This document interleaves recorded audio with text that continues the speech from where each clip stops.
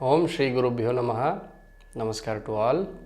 Let's look at how Rahu Ketu transit will be for different Rashis. Okay, before that, I'll quickly glance through the importance of this Rahu Ketu transit. So, Rahu Ketu will be transiting from 23rd of September 2020 to 12th of April 2022. In Rahu will be in Taurus, Ketu will be in Scorpio. So Rahu will move from Gemini to Taurus and Ketu will move from Sagittarius to Scorpio. That means Rahu is moving from his favorite element, that is air, airy sign, to a earthy sign, and Ketu is moving from a fiery sign, which is his favorite sign, to the watery sign. So there will be a lot of transformation happening. So this transformation will be seen more to the signs of Venus and Mars. That means Scorpio, Libra and Aries, and finally the Taurus sign.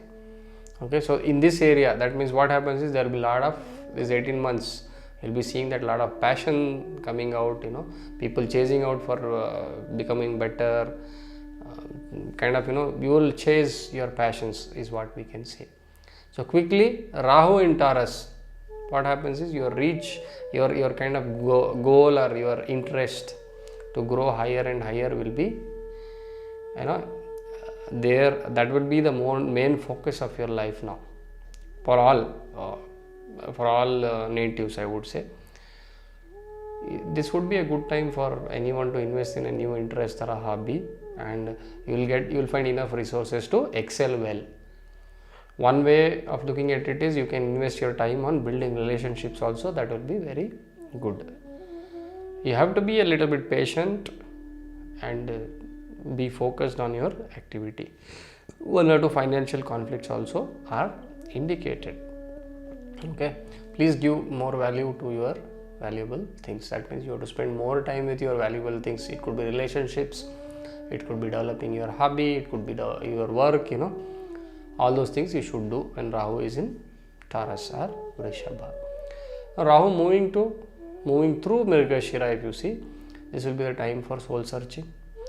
There will be a lot of movement to achieve what you want to achieve. That means there will be enough opportunities for you to travel and see what is the purpose of your life.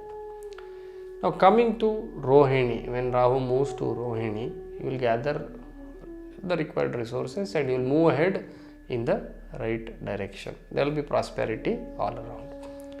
When Rahu moves to Kritika, you will be able to come out of overindulgence, and you will be able to cut the unnecessary ties that are there, and then have a single focus on what you need to do.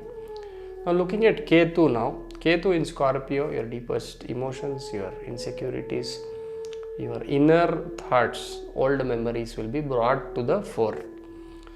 You will be able to focus more towards your inner development. This will be a time for introspection for all. Okay, and interest in occult is going to go high. Now Ketu in Jyeshtha, Ketu when transiting the Jyeshtha nakshatra. This is a time which will help you to reorganize your life and grow higher and higher. Okay, only thing needed is you have to keep your senses in control. Ketu moving to Anuradha, this will be a very good time to devote to the higher self. Okay, you can explore the higher self or higher power which controls you, and at the same time spirituality also can be explored more. But you need to be careful in relationships because this will be a testing time for you. And finally, when Ketu moves to Vishaka, this is the real testing time for you in relationship area. So you need to have real patience to handle relationships during this time. You may crave and work towards the right direction. That means the path of finding the inner self. Okay, this is what is going to happen when Ketu is traversing through Vishaka. To sum up, if I have to talk, if Rahu, Ketu are well placed in your chart, in your birth chart, And if they happen to be in, if the natal Rahu and this Rahu happen to be in Kendras or Trikonas, then it's definitely going to be a very good time for you all. Now let's look at the first 3 Rashis. Now let's look at Aries first. So for Aries or Mesha Rashi people, Rahu will be in the 2nd and Ketu will be in the 8th now for the next 18 months. Now what is the 2nd house? 2nd house is the house of finances, house of family, house of speech. That means Dhana, Kutumba, Vak. So this place actually, this placement of Rahu actually is very good for money. Speech, however, may become little harsh for you. There could be some differences coming in the family. You have to handle them properly. You may slightly move away from the path of dharma. Okay, these are the things which are indicated. Now, if you are planning to start any business with your family members, this could be a time where you can start. This is Rahu being in Taurus, that is in your 2nd house. Now, Ketu. If I talk about Ketu in 8th house, 8th house, as we know, it's the Randrasthana. It's also called as the house of secret. Okay, your spirituality will rise. You may find 1 or 2 health issues, and there could be 1 or 2 financial issues. This is for Aries or Mesha. Okay, you can do remedies for Ketu. That means pray to Lord Ganesha. Now looking at Taurus now.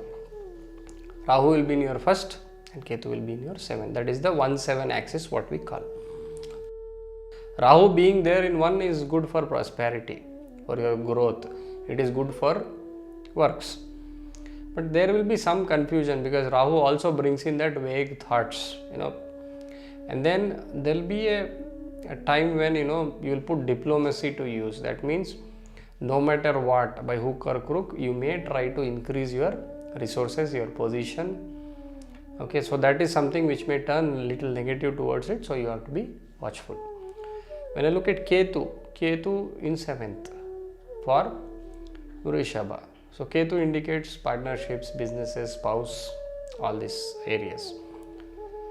There could be some small issues with your spouse and with your business partners.